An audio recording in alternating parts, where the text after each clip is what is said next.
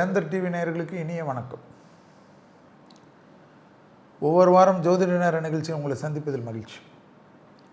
இந்த வாரம் 544வது வாரம். அப்படியே ஆரம்பித்தோம், அப்படியே கடகடன்னு 544வது வாரத்துக்கு வந்துடுச்சு. எங்கே இப்போ தான் 2026 ஆரம்பித்தோம், அதுக்குள்ளே பார்த்திங்கன்னா 12 வாரத்தை முடிஞ்சு ஓட போகுது. ஸோ நம்ம தான் இங்கே நிரந்தரம் இல்லை, நாள்கள் எல்லாம் நிரந்தரம்.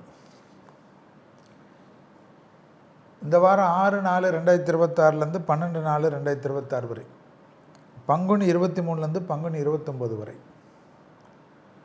மேஷம் முதல் மீனம் வரை உள்ள ராசிக்காரர்களுக்கு பலன்கள், அதற்குண்டான எளிய தெய்வ வழிபாடு முறைகளையும் பார்க்க போகிறோம்.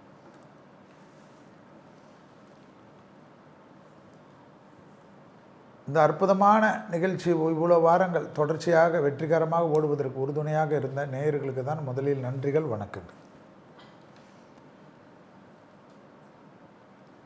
இந்த அற்புதமான ஒளிபரப்பு செய்யக்கூடிய வேந்தர் டிவியை உருவாக்கி கொடுத்த பாரிவேந்தர் ஐயா அவர்களுக்கும், எஸ்ஆர்எம் ஐயா இளையவேந்தர் ஐயா அவர்களுக்கும், அவர்களுடைய துணைவியார் அவர்களுக்கும், சிஓ மேடம் அவர்களுக்கும், என்னுடன் நீண்ட இந்த நெடிய பயணத்தில் உடனிருந்து செய்யக்கூடிய தம்பி டைரக்டர் பிரேம் அவர்களுக்கும், ஒளிப்பதிவாளர்கள் நிறைய ஒளிப்பதிவாளர்கள் 3-4 பேர் மாற்றி மாற்றி வருவாங்க, அவர்களுக்கும் என்னுடைய நன்றிகள். டெக்னீஷியன்களுக்கு, மார்க்கெட்டிங்கில் இருக்கக்கூடிய டீமுங்களுக்கு, அடுத்தது விளம்பரதாரர்களுக்கு. ஒவ்வொரு வாரம் நன்றி சொல்கிறாரு செல்வின்னு கேட்குறாங்க. எப்படி தினமும் சாப்பிட்றச்ச அந்த உணவுக்கு நன்றி சொல்கிறோமோ, அதுபோல் நம்ம கூட இருக்கிறவங்களுக்கு எல்லாருக்கும் எல்லா இடத்துலையும் சொல்லணும். எல்லா வெற்றியும் எனதாக்கி கொள்வது நான் என்ன ட்ரம்ப்பா?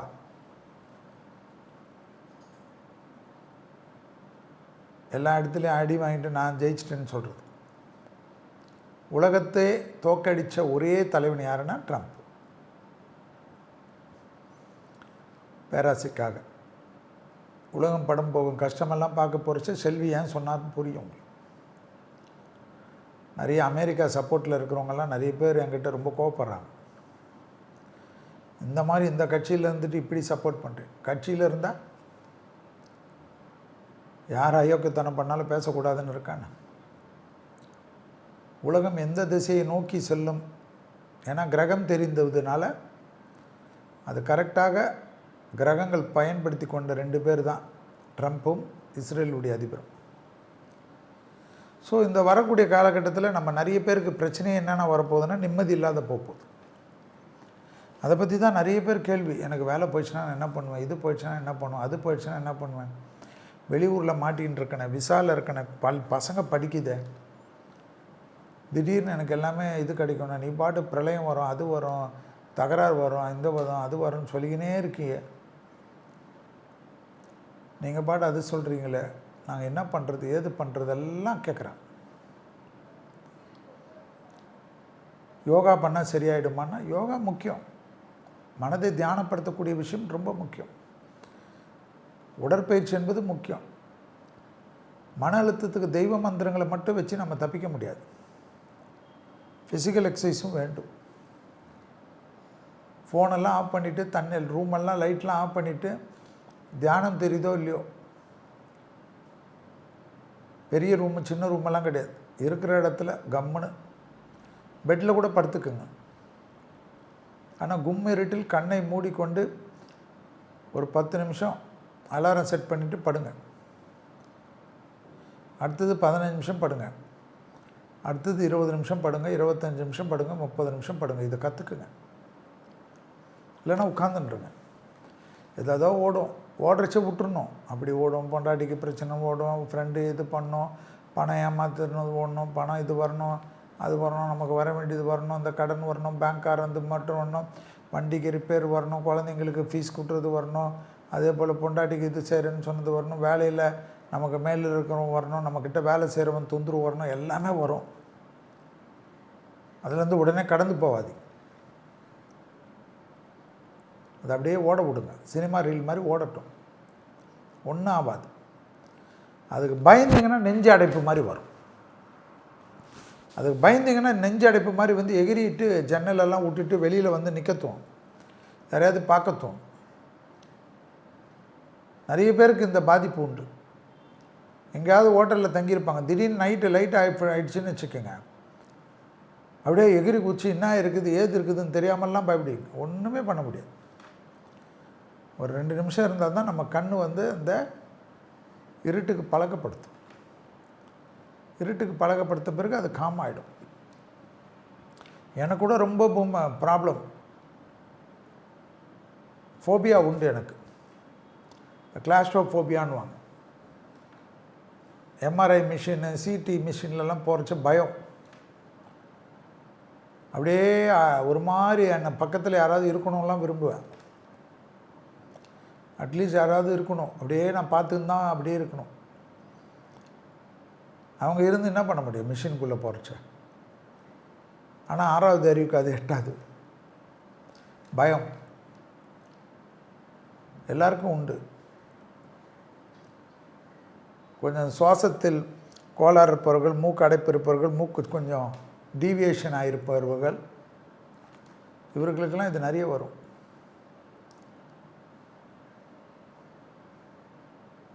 டெய்லி இந்த நாடி சுத்தம்ன்றதுனால மூக்கை சுத்தப்படுத்துறதெல்லாம் படுத்திக்கும். இதெல்லாம் இயற்கை எல்லாமே பண்ணும். பயிற்சி என்பது ரொம்ப முக்கியம். வரக்கூடிய காலகட்டத்தில் நம்மளை காப்பதற்கு தெய்வ மந்திரங்களும் நம்மளுடைய நம்பிக்கை தான். இதுவும் கடந்து போகணும்னு ஒரு நம்பிக்கை. மேக்சிமம் கடன் அமைப்பில் கொஞ்சம் பார்த்துக்குங்க. உங்கள்கிட்ட இருக்கிற துட்டு வரைக்கும் இன்வெஸ்ட் பண்ணுங்கள். கொஞ்சம் வச்சுக்கோங்க. எப்போயுமே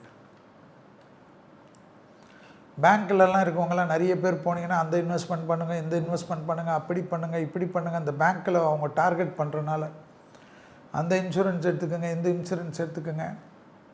வேலையே இல்லைனாலும் வரி கட்டுறதெல்லாம் மாறாது. வீட்டு வரி மாறுமா, டோல்கேட்டு மாறுமா, எலக்ட்ரிசிட்டி பில்லு மாறுமா, அதுக்கு உண்டான வரி மாறுமா, ஹோட்டலில் போய் சாப்பிட்றதுக்கு வரி மாறுமா.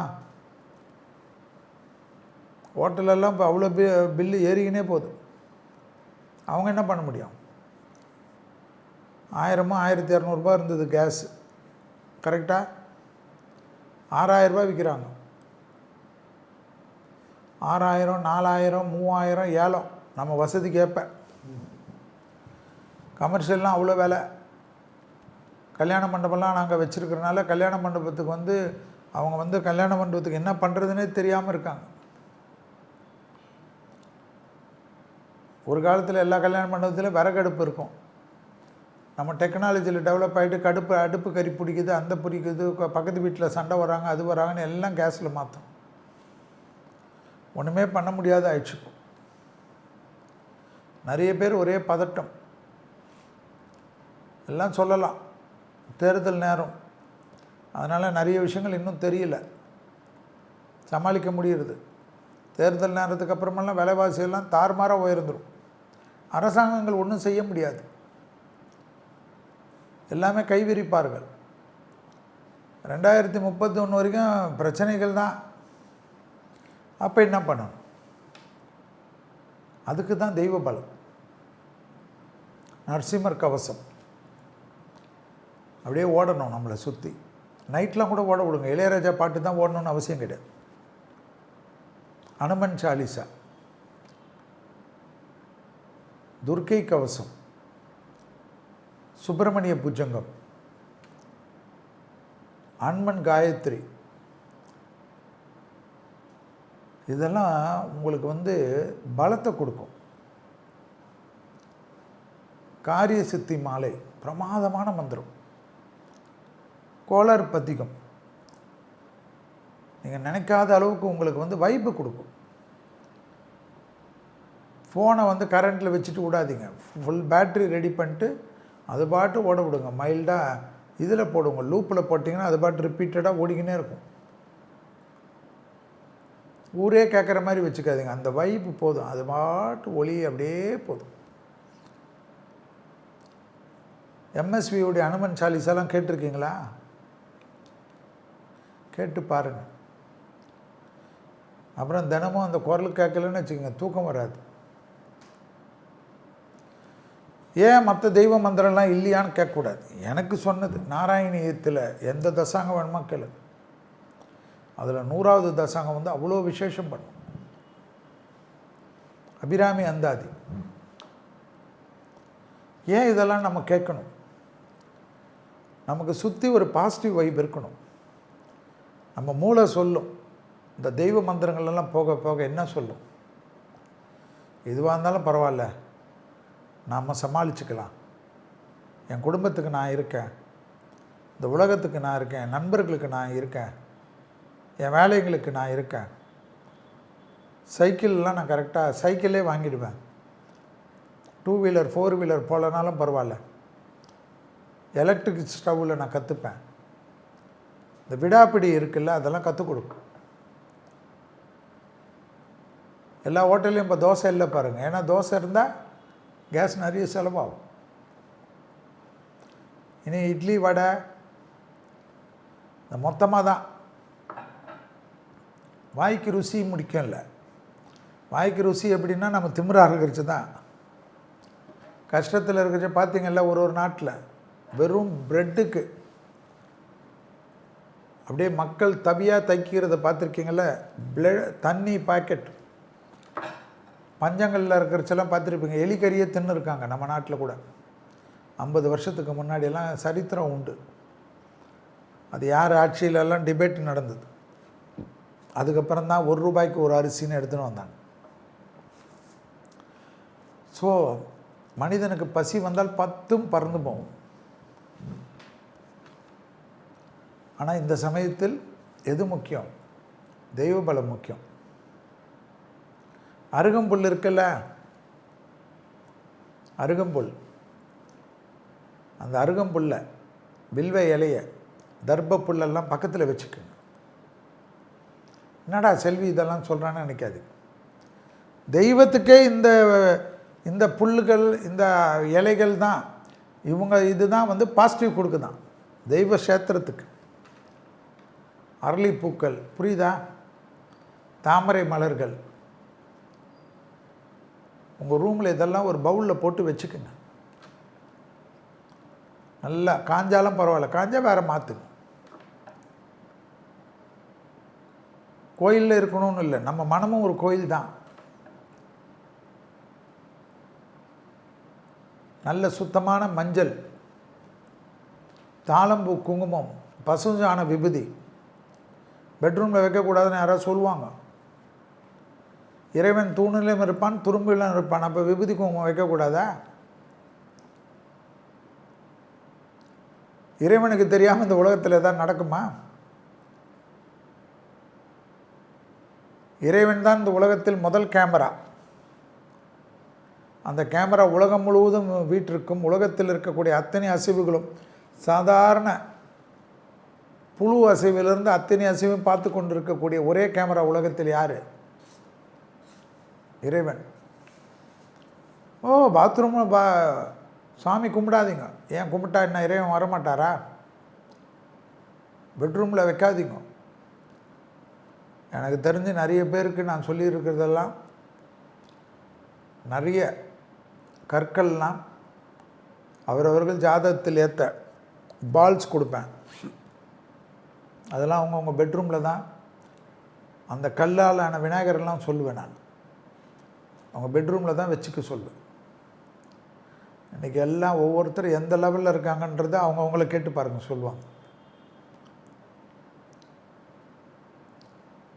லாப்பீஸ் Vinayagar, amethyst Vinayagar, red garnet Vinayagar, green jade Vinayagar,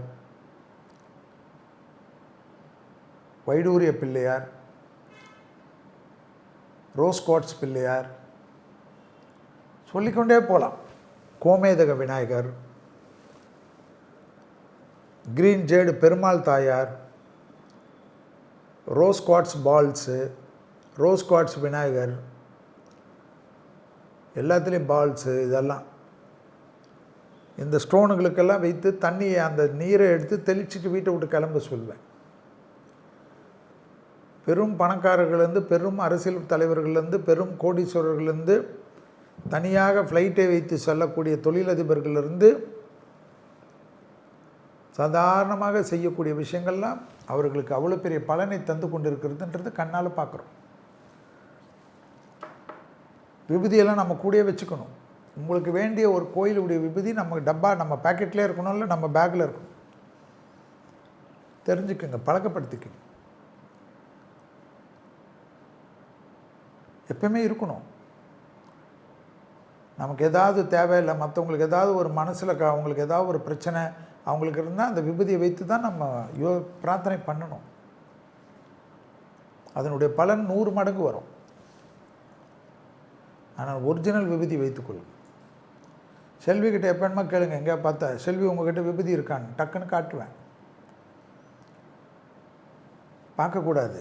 வெளியிடம், உத்தியோகம், தொழில், வியாபாரம்லாம் இதெல்லாம் உங்களை மனிதன்னா நெகட்டிவ் வந்தே தீரும். செல்விக்கு வரும், எல்லாருக்கும் வரும். எழுத்து வரும். உடம்புனா மூக்குனா சளி வரணும். சளி வராத மூக்கு எப்படி? வாயினா நாத்தம் வரணும். கழிவு பாதைனா கழிவுகள் அடைச்சா தேக ஆரோக்கியம் கெடும். கழிவு டெய்லி ஒரு க்ஷணம், இப்போ நான் பேசிகிட்டு இருக்கேன்னா என் உடம்புல கழிவு சுரந்து இருக்கணும். எல்லாமே ஆப்டாக கரெக்டாக வேலை நடந்தால்தான் இந்த கடிகாரம் மாதிரி டிக்கு டிக்கு என்ற பாடியுடைய கடிகாரம் கரெக்டாக இயங்கினால்தான் நாம் தினமும் அன்றாட வேலைகளை பார்க்க முடியும். அதற்கு மனம் ரொம்ப முக்கியம். மன அழுத்தம், பயம், இதற்கெல்லாம் நான் சொன்ன அந்த தெய்வ மந்திரங்கள் பெரிதாக உதவும். வாராகி மந்திரம், வாராகி, சூலினி, பிரித்திங்கிரா, சர்பேஸ்வரர், இந்த தெய்வ மந்திரத்தின் காயத்ரியெல்லாம் கேளுங்க. அதில் வாராகியெல்லாம் லேட்டஸ்ட்டாக ரொம்ப நல்லா வேலை செய்யும். ஏன் கந்தசஷ்டி கவசம் சொல்ல மாட்டேன்றீங்க செல்வின்னுவாங்க. கந்தசஷ்டி கவசம் நிறைய ரிசர்ச் பண்ணிட்டேன் நான். நம்ம கரெக்டாக இல்லாமல் நம்ம ரொம்ப ஆனஸ்ட்டாக இல்லைன்னா கந்தசஷ்டி கவசம் பண்ணால் செவ்விலே அடிக்குது. நிறைய பேர் மாட்டின்னு இருக்காங்க. நீங்கள் கரெக்டாக ரொம்ப லெவலில் ஆனஸ்ட்டாக ரொம்ப டீகோரமாக இருக்கிறீங்கன்னா பண்ணுங்கள். மற்றதெல்லாம் ஓரளவுக்கு நிறைய உங்களுக்கு பலத்தை கொடுக்குது. ஸோ இதெல்லாம் பாருங்கள். உங்கள் வீடு பக்கத்தில் தேடுங்க. நரசிம்மர் தேடுங்க, அனுமனை தேடுங்க, விநாயகரை தேடுங்க, சிவனை சரணாகதி அடைங்க. சிவனுக்கு வில்வத்தை கொடுப்பது, விநாயகருக்கு அருகம்புல்லை கொடுப்பது, வீட்டில் வைத்து கொள்வது. பூக்காரர்கிட்ட வாங்கிட்டு உங்கள் வீட்டிலே பெட்ரூமில் வைங்க. ஒரு தட்டில் வச்சு வைங்க, இல்லை ஒரு பவுலில் வச்சு வைங்க. உங்களை சுற்றி நல்ல உங்களுக்கு பிடித்த குலதெய்வ கோயில் விபூதி, குலதெய்வ கோயில் குங்குமம், குலதெய்வ கோயில் சந்தனம், பெருமாளுடைய சந்தனம், குருவாயூர் கிருஷ்ணருடைய சந்தனம், இதெல்லாம் உங்களுக்கு சுற்றி பாசிட்டிவ் வைப்பு வைங்க. சாமி இது இங்கே வைக்காத, சாமி இது அங்கே வைக்காதனா வேறு எப்போ வைப்ப? சாமி தான் உன்னை காப்பாற்றணும். அது உன் பக்கத்தில் இருந்து உன் ஊருக்கு போகிறச்ச உன் கூடயே இருந்தால் தான் பலம். ஃப்ளைட்டு மேலே போகுது, ஃப்ளைட்டு ஆடுது, யாரை நம்புவீங்க? உங்கள்கிட்ட இருக்கிற விபூதி தான் உன்னை நம்ப வைக்கும். உங்கள்கிட்ட இருக்கிற சந்தனம் தான் உன்னை நம்ப வைக்கும். புரியுதா? எல்லாம் வச்சுக்கோங்க பத்திரமா. அதுக்கு தான் இந்து தர்மம். இதெல்லாம் பண்ணுங்கள். வரக்கூடிய காலகட்டத்தில் ரொம்ப கொஞ்சம் சிலமிஷமாக இருக்கும். ஆனால் நம்மளை சுற்றி நல்ல பாசிட்டிவான வைப்பை கொண்டு வாருங்கள். எதற்கும் பயப்படாமல் இந்த உலகத்தில் இதுவும் கடந்து போகும் போல் ஜெயிப்போம்.